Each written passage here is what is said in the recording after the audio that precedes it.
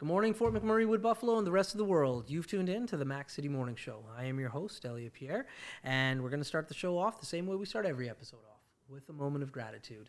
I know you could be doing a million other things with your time, and the fact that you spend with us does mean the world to me, so thank you. On that note, Tanner, hit him with the intro.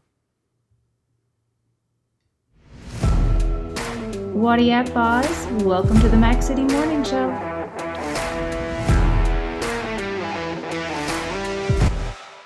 Hey everybody, Keith Simpson here from Realtor. Just a quick chat about the wonderful community we live in here. As you guys know, we support the Oil Barons. We've joined the drive-in movie theater. We're involved in the marathon here in Fort McMurray, and make sure we're taking care of the kids and all the local businesses, all the local charities, and all the local foundations, guys. That's what makes this community such an amazing place to live.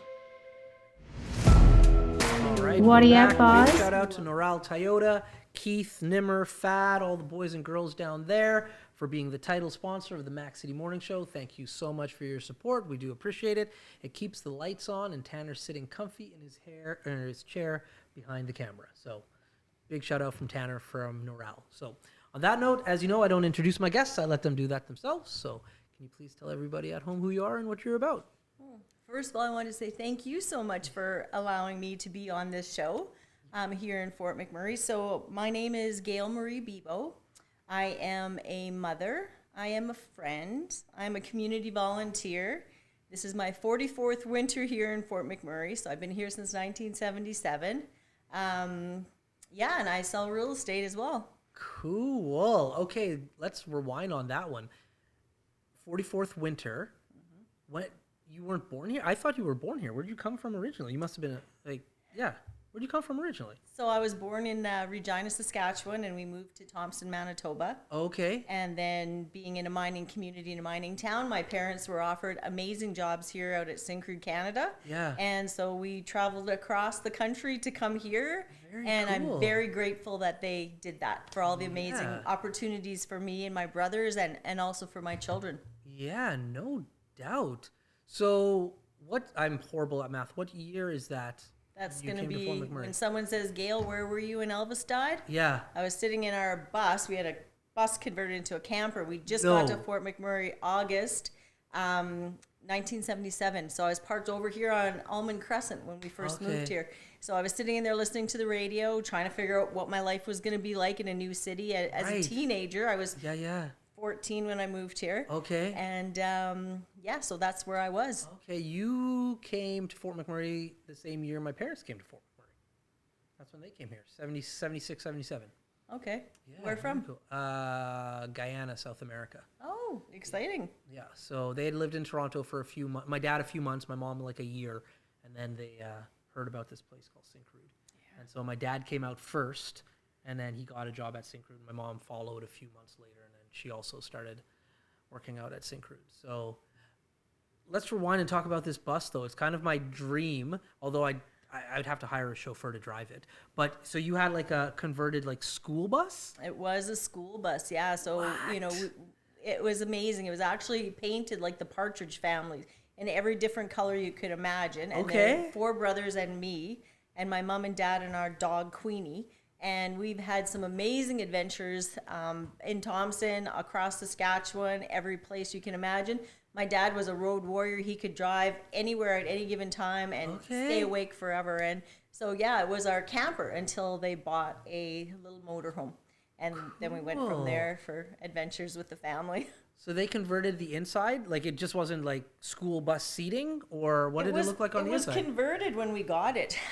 My grandfather had found it in a little town in Saskatchewan. And you come through the front door. It had still the old school bus style door. And then it had a bank of cupboards and a kitchen sink and the table. And it moved down into a bed and then a couple of bunk beds in the back. And then porta potty to the far back. And it was super cool. That is cool. You had some pretty really cool parents. We did. And we made the cover of the Fort McMurray Express in 1979 with all of us lined up in front of this bus. And nice. So, yeah. Wow. And I have to imagine, unfortunately, because it is unfortunate, you probably still don't have that bus. Oh no, it was long gone and parked and traded in or whatever like that. But you said it would be something that you'd like to do? Yeah. Yeah, there's so many places out there where you can get little vans and convert them, or That's little right. buses and do it yourself and be creative. It's one of those. I've got two, and they're not must-do dreams, but they're dreams. One is to convert like a van or a bus into something you just travel around, and one is to live in a shipping container home. I think shipping container homes are super cool. Like a sea can. Like a sea can. Yeah. That's exactly it. You can do some really neat and interesting things with them, but I don't know. We'll see. So Fort McMurray, you've been here for that long. You've seen so many changes, and not just with the individuals who live here, but with like the geography. Like you were saying, this was not Abisan back in the day. This was... It was an area, and I believe this one was Area 1. Right. And Beacon Hill was Area 2, and then Thickwood was Area 5. So at the odd time, my girlfriend will say, I'll meet you in Area 5. That's right. I'm like, okay, see you there. And everybody's like, what are you talking about, Yeah. Area 5? But that was before the city had a naming community or naming committee to name the communities. That's right. And it was just going up so fast. That's right. So what school did you go to? What did you attend? I went to St. John's, Okay. which was downtown, now where the Superstore Superstore is, down there. I remember. And it was run by nuns. And we're actually in the process of just having our 25 or whatever it is, 35-year class reunion. It's been canceled a couple of times already, but I'm pretty sure this year will be the year. So I was there, St. John's School, and then I went to Composite High downtown. There you go, Tanner. I don't need these victories. You've had enough losses, so. I know. I went to Merck, and so it's like I say Merck is better. Tanner's just like, well, obviously. Hear that? It's a competition. Yeah, competition. Yeah, even in the name, I lose. Yeah. So why did you decide to stay in Fort McMurray? Well, I've been here a long time. My kids are here. I was tied to the community with employment. You know, there's no place for me to go anywhere else if my children are still here. There's really no place no place else to go. And after you graduated from high school, like you decided to, did you go away for a little bit, or did you stay the whole time? What was that story like? Okay, so now here comes the truth, because I didn't graduate. Oh, okay. I got offered a summer job at Alberta Treasury Branch, and so I started there in 79, I think it would have been. Okay. And then I had to break the news to my parents saying, you know what, I'm not going back to school. I actually felt like a chained caged lion in behind that desk at school. It's just not my way of doing things. That's right. I'd be holding my books waiting for the bell to go, and I'd bolt out of there like a filly on a big race. Okay. So you get this job at the bank. How do you transition from that to selling real estate? Like that's a pretty unique jump. Well, it's financial and it's money. And I mean, I was a domestic engineer for 10 years in between that as well. What's that? I don't know what that is. A domestic engineer? Yeah. Specializing in the field of child development and human relations. Okay, interesting. I was a stay-at-home mom. Okay. I got you on that one. You did. I love it. That is the best. Okay, domestic engineer. And funny story about that. And you have a good job description outlined too. Oh man, that's I'll so tell good. You. Yeah. So I mean, we were at this Syncrude dinner, this fancy like executive style dinner with this big table, and the 5-course meal comes. I'm trying to remember what fork and spoon goes with everything, and water glass, wine glass, all that stuff. And I knew it was coming, and so I'm sitting kind of at the end of the cool table with the cool kids, and we're giggling and laughing, and they're more like tight knit over there. But anyway, he starts going around the table asking everybody, you know, where do they work and what do they do? And I'm like, oh, here we go. And it comes to me, and I said, well, I'm a domestic engineer. And he didn't skip a beat. He said, are you at Syncrude or Suncor? Right. Yeah, he didn't quite get it. But anyways, it's okay. Yeah. Yeah. That's awesome. I love that job title. I love how you actually have some descriptions on what it is. That's hilarious. Yeah. That's super creative. Okay, so you're doing that, then you transition into real estate. So what about that career was a calling for you, or why did you think you would enjoy doing that? So it was really funny how that whole thing evolved, because I was multitasking at home. I was babysitting all the kids in the neighborhood at the time. So I was doing childcare and stuff like that. Yeah. And I was thinking, I need to do something like Lana's going into kindergarten. Yeah. Patrick O'Donnell, who was a realtor in town for Yes. years, always had this little postage size Yeah. stamp advertisement about Yeah. would you make a good realtor? And, you know, he started kind of romancing me, if I could say that. He's like, you know, you should be a realtor. You should come in. You know, so I went and talked to him for a little while, whatever, Yeah. and just kind of felt it out. Ended up having to go to Edmonton for a full month for my schooling, Right. and be away from Luke and Lana when they were 3 and 5, which was a real huge sacrifice. But it all worked out good. I just needed to be flexible, have my own time, Right. you know, no set hours and you know, that kind of stuff. So it did fit well to my lifestyle because I still wanted to be mom first. Yeah. Yeah. So, Of you know, course. get up in the morning, get the kids on the bus, Right. put the cookie dough on the sheets, Yeah. and then be home before the bus came, and then you Right. put the cookies in the oven. Right. And then when they got off the bus, it's like mom was never gone, right? Okay. So okay. it didn't upset their lifestyle. I wouldn't say too much. Right. So it worked. It worked good. I never, you know, I don't work on Sundays if I don't have to. I still save that day for family and friends. I still put that in my advertising. You know, it can be a double-edged sword where some people say, you know what, Yeah, you got distracted by I Tanner's did. signal. Tanner's like Yeah. doing stuff over there. Yeah. So it was kind of like, you know, well, you're not the realtor for me if you won't Work on Sundays. I'm Yeah. like, that's okay. That's okay. And then most That's right. people are like, thank God, I don't want to work on Sunday either. That's right. I mean, if I got to do an offer, I will, but I don't take a listing or show houses on Sunday unless I ultimately have to, because they're still, my kids are still my priority. Yeah. My friends are still my priority. So, Are your kids still here? yeah. Nice. What are they up to? So Luke and Lana were both in real estate with me as well for an extended period of time. Luke is still with me, transitioning into his new career as an electrician. Okay. So he's just finished his third year at Keano, so I'm very proud of him. Congratulations. Lana Elizabeth is out at Syncrude now. She finished her 4-year course at Keano College for Environmental Technology. Oh, fantastic. She's out at site right now too. So Very cool. Very cool. Now, what you got distracted by was Tanner giving me a signal that his questions for the Max City Minute are ready. So he's going to ask you some questions. I don't know what he's going to ask you. I wish you nothing but the best of luck. But before we get started, we got to give a big shout out to NABA because they are sponsoring the Max City Minute segment. So thank you, NABA, for sponsoring. If you guys don't know who NABA is, please go check them out on their website or their Facebook page. They have an upcoming event, so please go check them out. Thank you, NABA, for sponsoring the Max City Minute. Tanner, hit her with the Max City Minute. Alrighty, question number 1. What is the story behind your favorite house you've ever sold?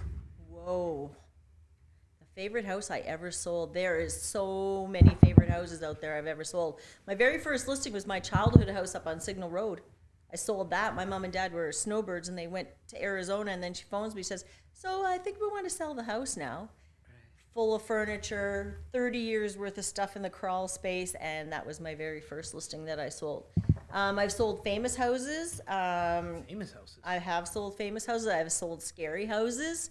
Matter of fact, if I can interject a little bit about that. Keep going, please. I am writing a book actually about my real estate career, and I think I'd mentioned that to you one time when I seen you at Ribfest. Is That's where right. we were. That's right. So as you ask me questions like this, Tanner's stories come to mind about what's going to be in the book. So you guys will have to wait, I guess, for that one. Yeah. You need to hurry up and write that. I'm interested. Yeah, you know what? It's a process. I just took a 10-day writing course through Balbosa Press. Yeah. And that is intense as well. All the things that you don't know. It's not just putting words on paper. Like, there's so much science behind it on how to get a good draft and apply for a book writing contract and all these kinds of things. But they've been kind of romancing me a little bit too, which makes me nervous. Yeah. Because unfortunately I'm a perfectionist, so I'm just trying to get it all nailed down. And you know, the little disclosure in the front says something along the lines like, you know, if I've ever sold you a house or you've ever showed a house through me, this story is not about you as much as it sounds like it's about you. It's not about you. Names have been changed to protect the innocent. That's hilarious. Question number 2. What is your favorite way you've seen Fort McMurray grow in your time here? Favorite way.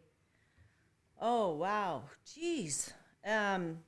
You know what? Fort McMurray, pre-fire was a great city. Post-fire, you know, the town has got so many good things to say about it that, you know, I think the culture, I love the culture in Fort McMurray. I like so many people here from different parts of the world, and that's got another funny story behind it, but I don't want to take up too much of my time. Okay. But, you know, you can travel the world without leaving Superstore downtown. You see these ladies and they're up collecting stuff. I'm like, oh, what are you guys making for dinner? And they tell you, and you pick up the same stuff, and then they tell you about their country, and it was their grandmother's recipe, and you go through. I mean, that's one thing that I've always loved about the city is the culture. Favorite thing how it's growing would be just the people, I guess, is my final answer on that. There you go. Question number 3. What is one reason you think Fort McMurray is a great place to raise your family? Oh, I mean, I've lived that firsthand. I mean, I've raised both my kids here from babies. They're 30. My daughter's turning 30 this weekend. Okay. And my son is 32. I mean, everything about Fort McMurray. You got the nature, you got the outdoors, you got the support, you've got the schools, like the amazing school systems. You've got the trails and all the outdoor activities you can do. We lived in waterways for years, and we would just skidoo out our back fence there and go wherever we wanted to go. Yeah. Boating, the same thing. Both Luke and Lana do stand-up jet ski racing, so I have to say, you know, all the adventures that they've had in the Snai, and thanks to some other local racers here in town, you know, the experiences that they've had at like the World Nationals and all those kinds of things. Education with Keanu, the ski hill, like just all the activities and stuff that you can do, and adventures and wildlife. And I mean, with Lana and her environmental technology degree, she's pretty much showing me Fort McMurray in a whole new different light due to what she's learned in her schooling, from like the bird sounds to the trees and what's, you know, came here from a different country, like the plants and stuff like that are not indigenous. Yeah, exactly. Cool. So, Question number 4. What is your favorite part of putting somebody into a new home? oh my gosh. Moving people to the next phase of their life is probably one of the coolest things ever. And not just getting them into their new home, but when somebody moves from like their parents' basement into their first home is super exciting. And I always say, listen, the plant can only grow so big in the same pot. So now you have a bigger pot, and all the new things you're going to learn and all the exciting things you're going to experience. Empty nesters is probably one of the more emotional ones, because these are people who are leaving their big house and downsizing to something smaller, or even a motor home or whatever. And you know, you go in the house and you do the listing presentation, then you see in the door jamb all the heights of their children, and she's starting to tear up, and I'm like, you can take that wood with you. You can just take that with you. I'll tell the buyers they have to get a new one, you know, because it's where they raise their kids and all those things. Yeah, so many stories about that. I had this guy one time crying in my office because he wanted this house with this garage. Right. And she wanted this house with the kitchen. And they're in front of me, and they're battling it out. And she gets upset and goes to the washroom. He's sitting there, and I only said 2 things to him. And the one thing I'll tell you, and the thing 2 I won't. But thing number 1 is, if the mama ain't happy, ain't nobody happy. Right. Right. She come back to the room, and he said, we'll take house whatever address. Yeah. And she's like, Gail, what did you do? I said, I didn't do anything. Yeah. There you go. And your final question. Thank God this is stressful. I'm actually perspiring as we speak. Tanner, okay, go. What is one piece of advice for buying a house within the community of Wood Buffalo that you think anyone could use? One piece of advice. Okay, so my VIP buyer's presentation probably takes about 45 minutes, which goes over all the points about what a person needs to take into consideration when making the biggest investment of their whole entire life. So everything from, you know, best financing to the best home inspectors, lawyers, you know, what your mom and dad are going to say. That's right. You know, future growth, resale, so many things. There you go. And those have been your 5 questions. There you go. I know, nerve-wracking, right? Wow, that was like, Yeah. I was like, is it a little button in the back going, doon, doon, doon? That was going off in my head. I don't know if you guys heard it. No, there's no, like, we call it the Mac City Minute, but Tanner called it that because nothing in Fort McMurray is a minute long. Everything goes longer. Doesn't it, though? There's no need to, like, rush through. We haven't had one guest. I think we've had Maybe like one. 2 or 3 Yeah. guests that like plow through it, but it's never as fun until they give like the long answer story. That's right. That's what we're looking for. That's what we're looking for. We're looking for the story. Yeah. But listen, we're at the end of our time. Oh, that went by fast. Flies. So thank you for coming. Thank you for having me. I have so many more questions, so I am basically telling you need to come back again, because like you talk about famous houses, scary houses. We never talked about like the growth. There's so many things we did not get to chat about. So please, please, please come back again. But before I cut you loose, everybody gets a shameless shout out or plug. So you got the mic, the lights, and the camera. Have fun. A shameless plug? What I don't understand. You get a shout out, plug anything. We've had people say, I love you, Mom, promote your business. It could be anything. Shameless shout out or plug. Okay, so I guess I want to do a plug, and I guess it's something that I try to live on a daily basis. And so it's 10, 10, and 10. So 10 random compliments, Okay. 10 random acts of kindness, and 10 random smiles on a daily basis. To everybody who can do that, it would just make the world much more of a more loving and caring. And you'd be surprised if you just give somebody a random compliment, how much it brightens up their day. That's right. There we go. Love it. That is a good plug. Okay. Well, Fort McMurray, Wood Buffalo, the rest of the world, thank you very much for tuning in to another episode of the Mac City Morning Show. I do appreciate it. Big shout out to our title sponsor, Noral Toyota, as well as NABA for sponsoring the Mac City Minute. Do appreciate you guys' support. Everybody else, I hope you're having a great day, and we'll see you tomorrow. Peace. What a deadly old way to end another morning show. Later, boss. It's so ballistic!